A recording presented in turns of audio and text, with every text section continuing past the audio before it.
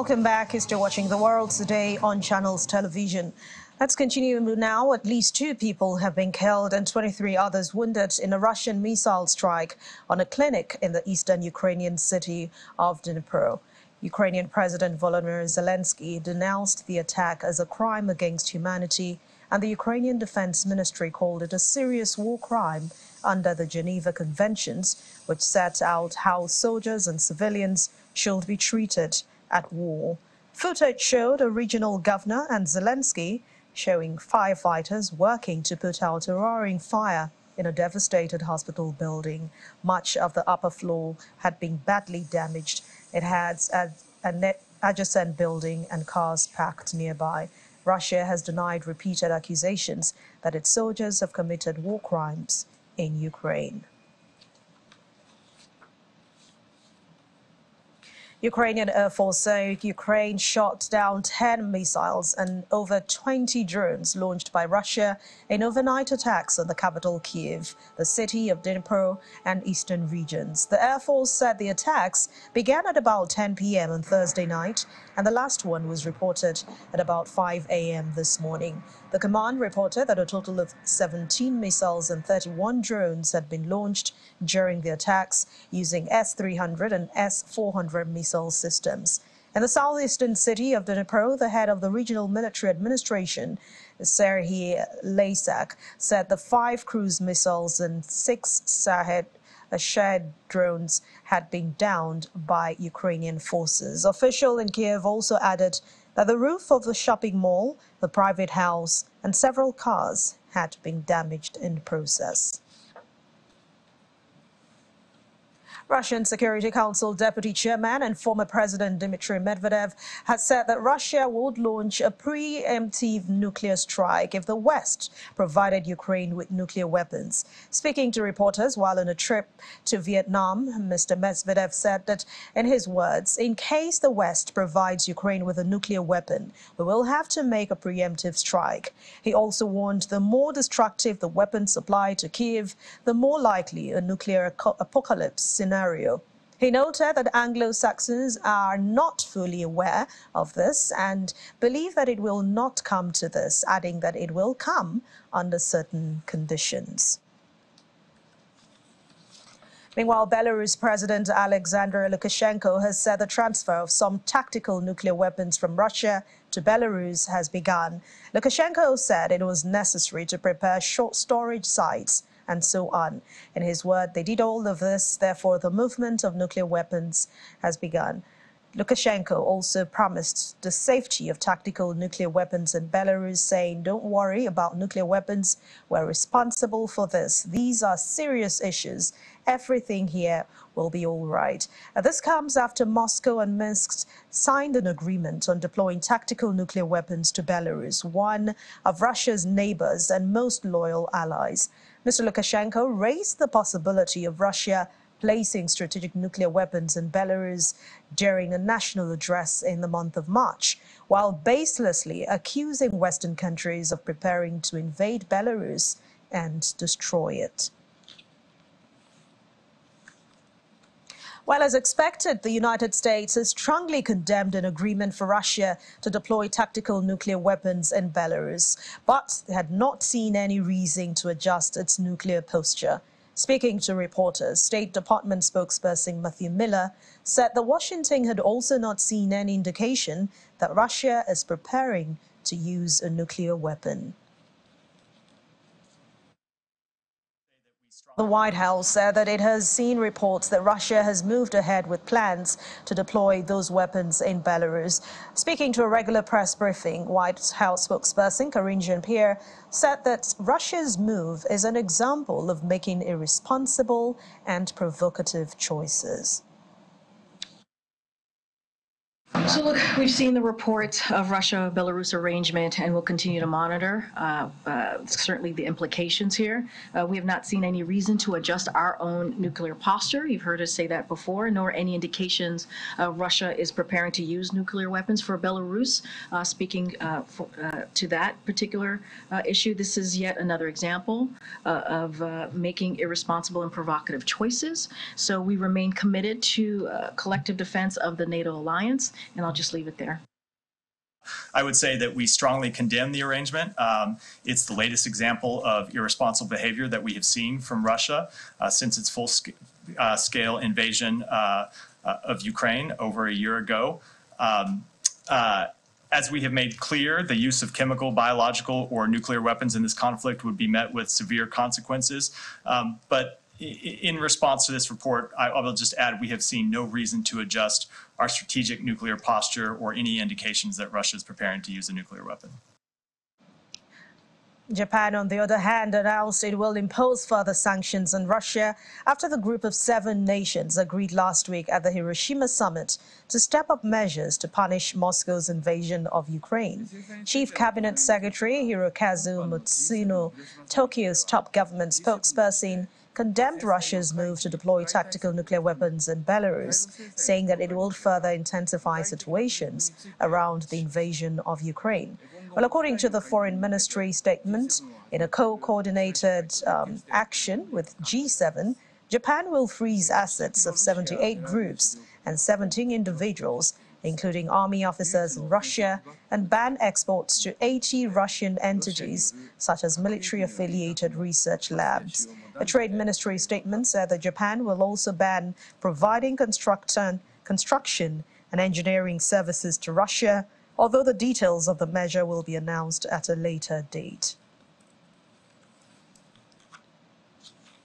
United States has long asked Ukraine not to use U.S.-provided military equipment to carry out attacks inside Russian territory, and that's according to the U.S. top generals, following accusations pro-Ukrainian militia used U.S. armored vehicles. Army General Mark Milley, also chairman of the Joint Chiefs of Staff, said his office was looking into imagery showing vehicles allegedly used in an attack in Russian border region of Belgorod. But he said the U.S. position against such U.S. equipment being used inside Russia was clear to Kyiv.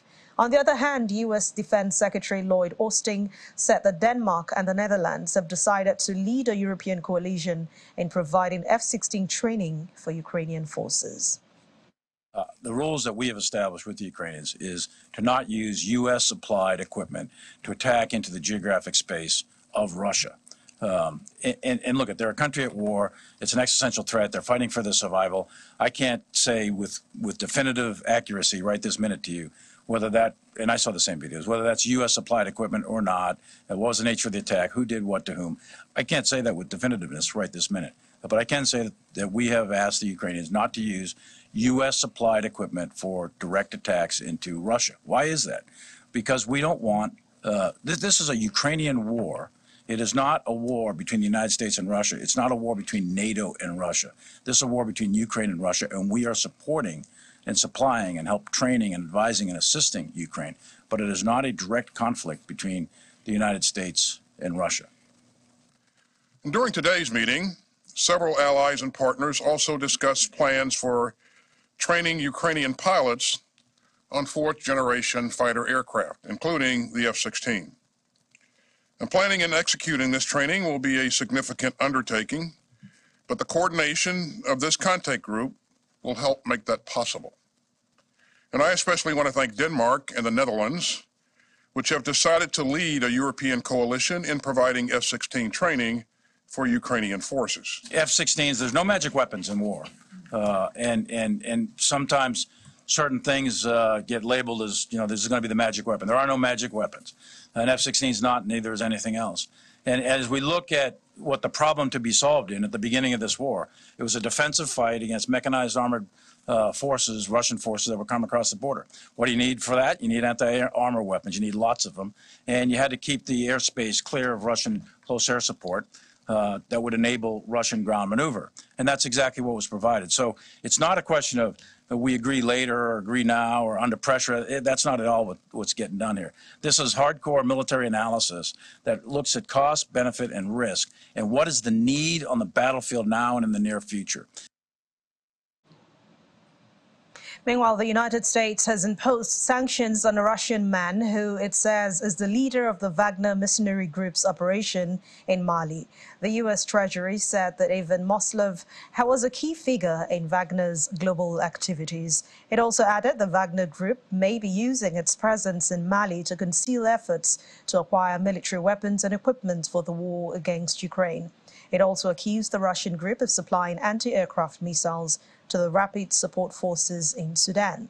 The group, which has been helping Mali's military government fight Islamist insurgents, was designated as a transnational criminal organization earlier this year by the U.S. government.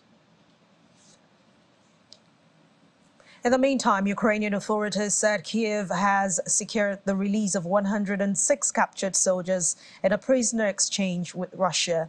The soldiers, including 8 officers, were captured fighting in the devastated city of Bakhmut that Russia says it had captured, but where Kyiv's forces say they still have a small foothold. Coordination Headquarters for the Treatment of Prisoners of War released more videos showing Ukrainian soldiers driving a top infantry fighting vehicle with white flags. President Volodymyr Zelensky's chief of staff, Andriy Yermak, also confirmed the exchange. Ukrainian military intelligence says that 2,430 Ukrainians have been freed in prisoner swaps, including 139 civilians.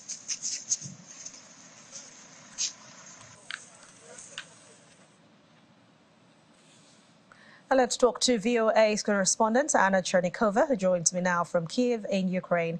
Hello, Anna. It's good to see you. Good evening. What more do we know about the Russian rockets that hit Ukraine's medical clinic in that region? Yeah, today in the morning, actually after this overnight attack, in the morning it was another attack specifically on the city of Dnipro. Unfortunately, the missile hit the hospital. For the moment, we know about 30 people injured. At least 2 people were confirmed killed, and 3 are missed for the moment.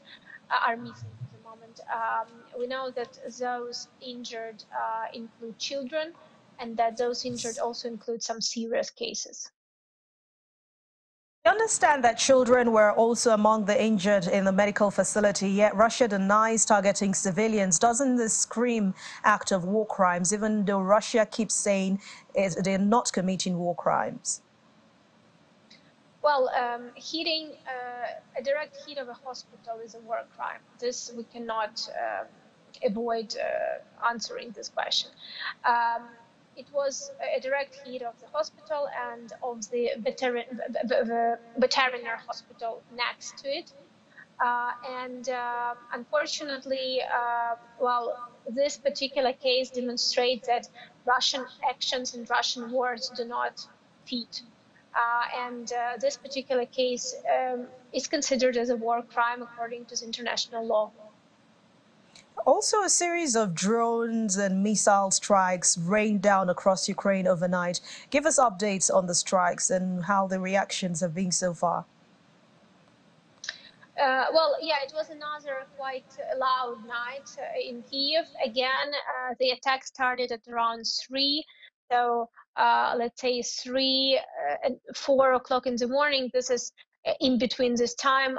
This is the time of for this past month that Russia is attacking Ukraine. What we know for the moment that in total there were 17 missiles of different types and 31 drones. 10 missiles and 10 missiles and 23 drones were destroyed by the air defense. Unfortunately, the rest hit the targets. However, we don't have additional details on that yet. In general, I can say that in Kyiv, all the targets targeting Kyiv were destroyed. I personally heard a couple of explosions, one very loud explosion, which was the action of the air defense, and the debris of the destroyed missiles over Kyiv hit and damaged some infrastructure facilities, including the mall in one of the neighborhoods in Kyiv, and including some private buildings. Now, Russia has intensified missile and drone attacks on Ukraine this month, mainly targeting logistics and infrastructure facilities. Do you smell fear here, as even a much-awaited Ukraine counteroffensive is expected? If we're talking from inside of Ukraine, it doesn't really feel or look like fear. In Ukraine, people consider this as a changing of tactic by Russian forces, because we clearly see that. So at first, if we come back to the autumn 2022, Russian forces were trying to particularly hit infrastructure, energy infrastructure, but there were a lot of hits of the unfortunately also of the civilian areas and residential areas and civilian infrastructure. Now we see that these attacks, well, often the target also is certain critical infrastructure or military object, but very often, unfortunately, there are direct hits of the residential areas, buildings, hospitals, as we can see today, and unfortunately, again, well, this still happens, and also, we are not only talking about the risk of direct hit, but also about the risk of debris, because even if a Ukrainian Air Force and air defense work well, there is a high risk of debris and damages and injuries due to debris. I should also mention that currently Ukraine has very strong air defense system in general on the ground.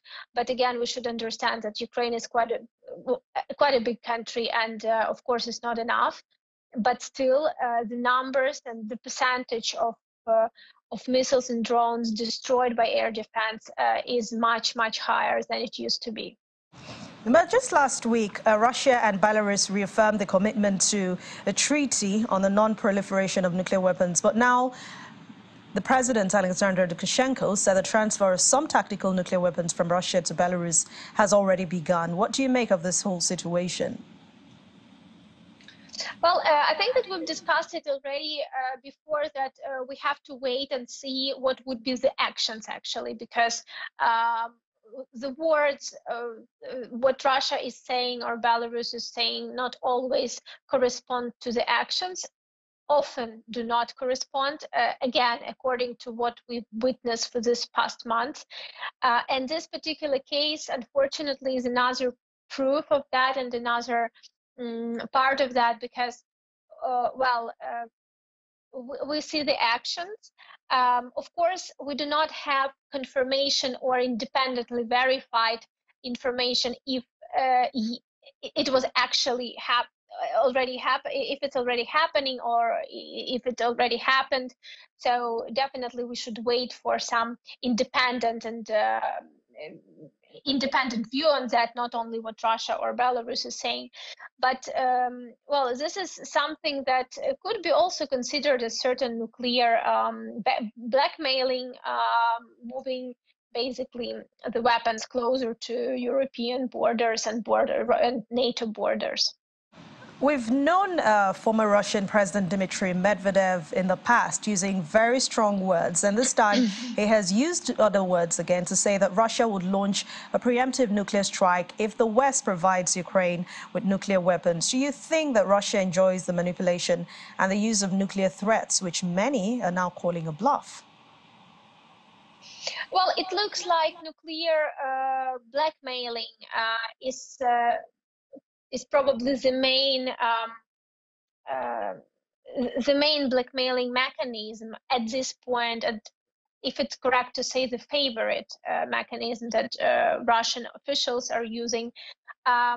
It's probably something that it's probably the most powerful blackmail element that Russia can use at this point, nuclear. I cannot say that in Ukraine it creates any additional fear, because in Ukraine, similarly to the allies, is not seeing that realistically at this point nuclear could be used by Russia. But again, we have to be very serious about these allegations and about these statements, especially by the officials, because definitely this is a threat that remains. And if Russian officials continue to use this threat all the time, this means that we should remain very, very attentive to what's happening with nuclear weapons, tactical or other types, on the territory of Russia. But again, I think that there are intelligences, international intelligences and special services also keeping an eye on that. So, but again, we should not take it, too easy, because this is a very dangerous and risky statements. And let's put it this way: it's quite a dangerous rhetoric. All right. Thank you very much, VOA correspondent Anna Chernikova, for your time as always, and do enjoy the rest of the weekend. Thank you.